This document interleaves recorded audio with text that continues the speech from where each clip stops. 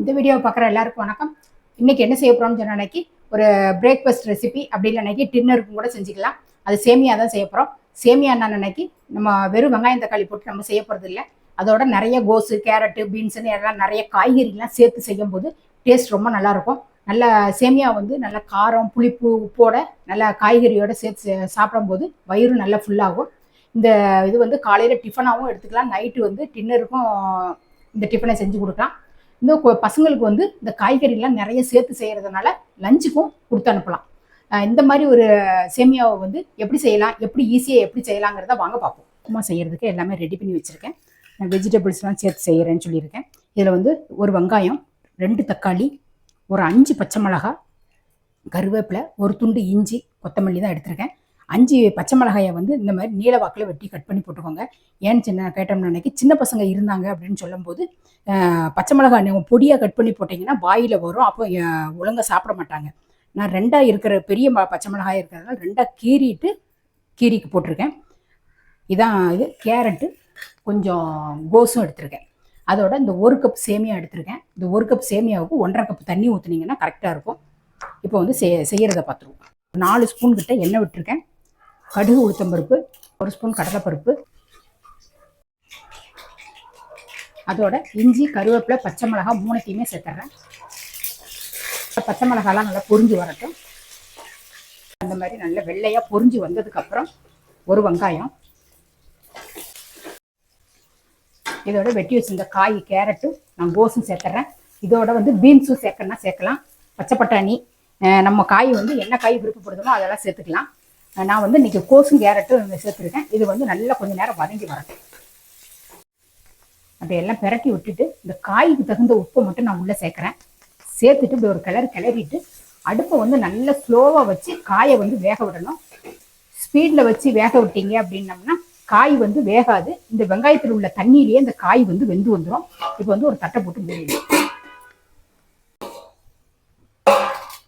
இப்போ வந்து காய் வந்து ஒரு 3/4 வாசி நல்லா வெந்து வந்திருக்கு. இந்த தண்ணி வெங்காயத்தில் உள்ள தண்ணியிலேயே வெந்து வந்துடும். அப்படி உங்களுக்கு ரொம்ப பெருசாக காய் வெட்டியிருந்தீங்க அப்படின்னம்னா கொஞ்சமாக தண்ணி சேர்த்து கூட வேக வச்சுக்கலாம். கரெக்டான தண்ணி சேர்த்து அப்படியே மொத்த தண்ணியும் அந்த காயிலேயே வெந்து வேகிற அளவு கொஞ்சமாக தண்ணி தெளித்து கூட வேக வச்சுக்கலாம். நான் இப்போ வந்து அந்த 2 தக்காளியை வந்து உள்ளே சேர்த்துட்டேன். இந்த தக்காளியும் நல்லா மசிஞ்சு குழஞ்சி வரட்டும். இந்த தக்காளி வந்து நல்லா வெந்து வந்ததுக்கப்புறம் இந்த மாதிரி மசிச்சு விட்டீங்கன்னு சொன்னோம்னா தக்காளி வந்து நல்லா மசிஞ்சு நல்லா புளிப்பு வந்து நல்ல புளிப்பு டேஸ்ட் வந்து நல்லா ஏறி வரும். அதனால் நல்லா தக்காளியை மட்டும் மசிச்சு விட்டுருங்க. வெந்ததுக்கப்புறம் இந்த அளவுக்கு நல்லா மசிச்சாச்சு. நல்லா தக்காளியும் நல்லா வெந்து வந்துட்டு இதோட நான் வந்து 1.25 கப்பு தண்ணி ஊற்றிருக்கேன். நமக்கு வந்து சேமியா வந்து உதிரியாக வேணும் அப்படின்னு நினச்சிங்கன்னு அன்னைக்கு 1.5 கப்பு தண்ணி சேருங்க. கொஞ்சம் சேமியா வந்து நல்லா குலைவாக வேணும் அப்படின்னு நினச்சிங்கன்னா ஒரு 1.25 கப்பு கிட்ட சேர்த்திங்க அப்படின்னம்னா நல்லா சேமியா காய் எல்லாமே நல்லா சேர்ந்து நல்லா கொஞ்சம் திக்காய் குழஞ்சி வரும்.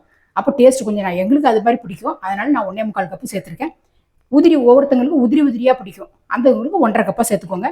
இப்போ வந்து தண்ணியை வாயில் தொட்டு பார்த்தீங்கன்னா உப்பு எப்படி இருக்குன்னு தெரியும். ஏற்கனவே நம்ம காயில் வந்து உப்பு போட்டிருக்கோம்.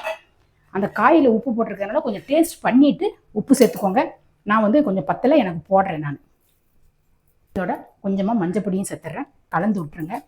கலந்து விட்டு இது வந்து உப்பு வந்து நல்லா தண்ணியை லேசாக வாயில் வச்சு பார்க்கும்போது உப்பு வந்து கொஞ்சம் லைட்டாக தூக்கலாகவே இருக்கணும், கொஞ்சம் ஜாஸ்தியாகவே இருக்கணும். இருந்தால் தான் நம்ம சேமியா போட்டு வேக வைக்கும்போது உப்பு வந்து கரெக்டான லெவலுக்கு வரும். இப்போ வந்து தட்டை போட்டு மூடி தண்ணி கொதிச்சு வரட்டும். அதுக்கப்புறம் பார்ப்போம்.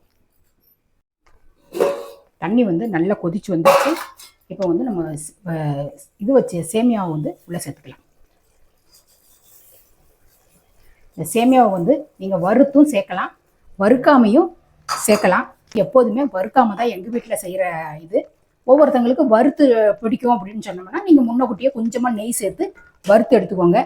வறுத்து எடுத்தாலும் அதே டேஸ்ட்டு தான் இருக்க போது. நீங்கள் வறுக்காமல் எடுத்தாலும் அதே டேஸ்ட்டு தான். வந்து வறுத்து எடுக்கும்போது என்ன ஒன்று நினைக்க உங்களுக்கு உதிரியாக வேணும்னு நினச்சிங்கன்னு நினைக்க ஒன்றோட ஒன்று ஒட்டாமல் அப்படியே தனித்தனியாக வரும். சேமியா வந்து நெய்யை ஊற்றி வறுத்துட்டோம் அப்படின்னு நம்ம நினைக்கி தனித்தனியாக வருங்கிறதுனால தான் அதை வறுத்து செய்கிறது. இப்போ வந்து நல்லா அடுப்பை வந்து நல்லா ஸ்லோவாக வச்சுட்டு இந்த அளவுக்கு நல்லா கிளறி கொடுத்துட்டு அடுப்பை ஸ்லோவாக வச்சு தட்டை போட்டு மூடிடுவோம். அப்பப்போ இடையிடையே கலந்து விட்டுட்டு கரெக்டான லெவலில் தண்ணியெல்லாம் வற்றி வரட்டும். அந்த சேமியா வந்து நான் அப்பப்போ கிளறி கொடுத்துக்கிட்டே இருந்தேன். திறந்து கிளறி கொடுத்துட்டு இருந்தேன். தண்ணியெல்லாம் நல்லா வற்றி வந்துருச்சு. இன்னும் கொஞ்சம் நேரம் தண்ணி இழுக்கணும். இந்த டைமில் வந்து நல்லா அடி பிடிக்கும். அதனால் கொஞ்சமாக நம்ம வந்து ஒரு ஸ்பூன் கிட்ட எண்ணெயை சேர்த்துட்டோம் அப்படின்னம்னா கொஞ்சம் அடி பிடிக்காமல் தண்ணி மட்டும் கொஞ்சம் வற்றி வந்துடும். இது ஒரு ஸ்பூன் 1.5 ஸ்பூன் கிட்ட எண்ணெயை விடுறேன். எண்ணெய்க்கு பதிலாக நீங்கள் நெய் கூட லாஸ்ட்டாக சேர்த்தீங்கன்னா அதுவும் வாசனையாக தான் இருக்கும். இதை வந்து இப்படி நல்லா இப்படி ஒரு கிளறிட்டு இன்னும் கொஞ்சம் நேரம் தண்ணி கொஞ்சம் வத்துற அளவுக்கு தட்டை போட்டு மூடி வைப்போம். இந்த சேமியாவை அப்பப்போ நம்ம திறந்து கலந்து கொடுத்துக்கிட்டே இருந்தோம். இந்த அளவுக்கு வந்துடும். அந்த தண்ணியெல்லாம் வற்றி பார்த்தாலே உங்களுக்கு தெரியும். அந்த தண்ணியில் கொஞ்சம் பிசுப்புலாம் இருக்கும் இல்லையா, அந்த மாதிரி இதை இல்லாமல் நல்லா இந்த மாதிரி உதிரியாக இந்த மாதிரி வந்துடும்.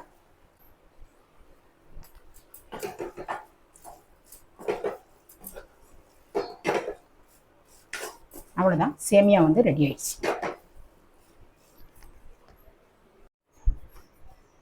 இந்த சேமியா வந்து இந்த மாதிரி ரெடி ஆயிடுச்சு. இது வந்து இந்த அளவுன்னு நம்ம சொன்னோம்னா அன்னைக்கு நல்லா 2 பேர் அளவுக்கிட்ட நல்லா தாராளமாக சாப்பிட்லாம். இல்லை அப்படின்னா ஒரு 2 பேர் பெரியவங்களும் ஒரு சின்ன ஆளும் சாப்பிட்ற அளவுக்கு நான் செஞ்சு எடுத்திருக்கேன்.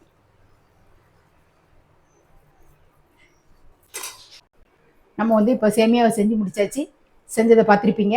நீங்களும் உங்கள் வீட்டில் செஞ்சு பார்த்துட்டு எப்படி இருந்ததுங்கிறத கமெண்ட்டில் சொல்லுங்கள். இந்த சேமியாவுக்கு வந்து எதுவுமே தொட்டுக்கிறதுக்கு எதுவுமே தேவைப்படாது. அப்படி இல்லை அப்படின்னு நம்ம நினைக்கி தேங்காய் சட்னி கூட நம்ம அரைச்சி சாப்பிட்டுக்கலாம். இல்லைனாக்கி டொமேட்டோ சாஸ் எதனா வச்சு கூட சாப்பிட்றலாம். இதில் வந்து நல்ல தக்காளிலாம் நிறைய சேர்க்கறதுனால புளிப்பும் இருக்கும், அதில் காரமும் இருக்கும். அதனால டேஸ்ட் ரொம்ப நல்லாயிருக்கும். இதே மாதிரி நீங்களும் உங்கள் வீட்டில் செஞ்சு பார்த்துட்டு எப்படி இருந்ததுங்கிறத கமெண்ட்டில் சொல்லுங்கள். இதே மாதிரி அடுத்த ஒரு சூப்பரான ஒரு வீடியோவில் நான் உங்களை சந்திக்கிறேன். நன்றி, வணக்கம்.